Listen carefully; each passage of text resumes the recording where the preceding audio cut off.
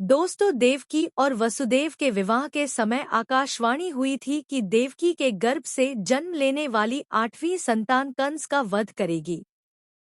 इसके बाद कंस ने देवकी और वसुदेव को मथुरा के कारागृह में बंद कर दिया था। कारागृह में कंस ने देवकी और वसुदेव की 7 संतानों का वध कर दिया। 8वीं संतान के रूप में श्री कृष्ण का जन्म हुआ और भगवान की माया से वसुदेव ने बाल गोपाल को यशोदा के घर पहुंचा दिया। कुछ समय बाद ही कंस को मालूम हो गया कि देवकी की 8वीं संतान का जन्म हो चुका है और वह गोकुल में है। इसके बाद कंस ने कई राक्षसों को बालक कृष्ण को मारने के लिए भेजा, लेकिन कान्हा ने उन सभी राक्षसों का वध कर दिया। यहाँ जानिए बालपन में ही श्री कृष्ण ने किन राक्षसों का वध कैसे किया था। बालकृष्ण ने सबसे पहले पुतना का वध किया। पुतना के विषय में काफी लोग जानते हैं। वह कंस द्वारा भेजी गई एक राक्षसी थी और श्री कृष्ण को स्तनपान के जरिए विष देकर मार देना चाहती थी। पुतना कृष्ण को विषपान कराने के लिए एक सुंदर स्त्री का रूप धारण कर वृंदावन में पहुंची थी। मौका पाकर पुतना ने बालकृष्ण को उठा लिया और स्तनपान कराने लगी। श्री कृष्ण ने स्तनपान करते करते ही पुतना का वध कर दिया। जब कंस को यह मालूम हुआ कि पुतना का वध हो गया है, तो उसने श्री कृष्ण को मारने के लिए तृणावर्त नामक राक्षस को भेजा। तृणावर्त बवंडर का रूप धारण करके बड़े बड़े पेड़ों को भी उखाड़ सकता था। तृणावर्त बवंडर बनकर गया और उसने बालकृष्ण को भी अपने साथ उड़ा लिया। इसके बाद श्री कृष्ण ने अपना भार बहुत बढ़ा लिया, जिसे तृणावर्त भी संभाल नहीं पाया। जब बवंडर शांत हुआ तो बालकृष्ण ने राक्षस का गला पकड़कर उसका वध कर दिया। जब कंस को मालूम हुआ कि कृष्ण ने पुतना के बाद तृणावर्त का भी वध कर दिया है, तब उसने वत्सासुर को भेजा। वत्सासुर एक बछड़े का रूप धारण करके श्री कृष्ण की गायों के साथ मिल गया।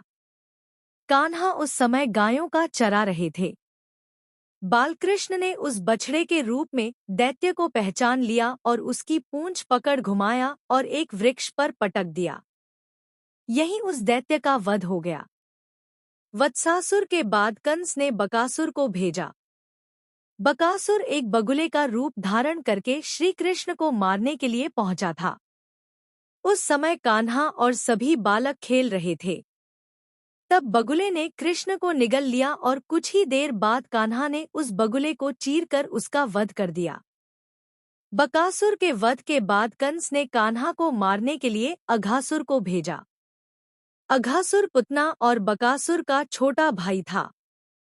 अघासुर बहुत ही भयंकर राक्षस था। सभी देवता भी उससे डरते थे। अघासुर ने कृष्ण को मारने के लिए विशाल अजगर का रूप धारण किया। इसी रूप में अघासुर अपना मुंह खोलकर रास्ते में ऐसे बन गया जैसे कोई गुफा हो। उस समय श्री कृष्ण और सभी बालक वहां खेल रहे थे। एक बड़ी गुफा देखकर सभी बालकों ने उसमें प्रवेश करने का मन बनाया। सभी ग्वाले और कृष्ण आदि उस गुफा में घुस गए। मौका पाकर अघासुर ने अपना मुंह बंद कर लिया। जब सभी को अपने प्राणों पर संकट नजर आया तो श्री कृष्ण से श्री सबको कृष्ण का ये बचाने की बांसुरी बजाता प्रार्थना वीडियो करने लगे। कम्प्लीटली कॉपीराइटेड फ्री तभी है। कृष्ण आप ने इसको अपना किसी शरीर भी वीडियो में तेजी यूज से कर सकते बढ़ाना हैं, अपनी शुरू कर यूट्यूब वीडियो दिया। में यूज कर सकते हैं, अब इंस्टाग्राम में यूज कान्हा कर ने भी सकते हैं। विशाल और शरीर जैसा कि बना आप सब लिया था। जानते हैं कि इस इस वीडियो के कारण साथ साथ हम अघासुर डिस्क्रिप्शन सांस में भी लिंक भी नहीं ले देते पा हैं रहा कि था। इस वीडियो को बनाने के लिए जो इसी मटेरियल यूज प्रकार हुआ है अघासुर वो का भी कॉपीराइटेड वध फ्री हो है गया। या नहीं। वैसे तो एक हमने बार ये सारे माता material Yashoda Pixabay Shri website Krishna से की लिया है, शरारतों लेकिन से लिंक परेशान हो गई डिस्क्रिप्शन में है, आप और वहां से उन्होंने जाके भी इसे कान्हा को चेक ऊखल कर से सकते बांध हैं। दिया जय राम जी की। ताकि बालकृष्ण इधर उधर न जा सके। जब माता यशोदा घर के दूसरों कामों में व्यस्त हो गई तब कृष्ण ऊखल को ही खींचने लगे। वहां आंगन में 2 बड़े बड़े वृक्ष भी लगे हुए थे। कृष्ण ने उन दोनों वृक्षों के बीच में ऊखल फंसा दिया और जोर लगाकर खींच दिया। ऐसा करते ही दोनों वृक्ष जड़ सहित उखड़ गए।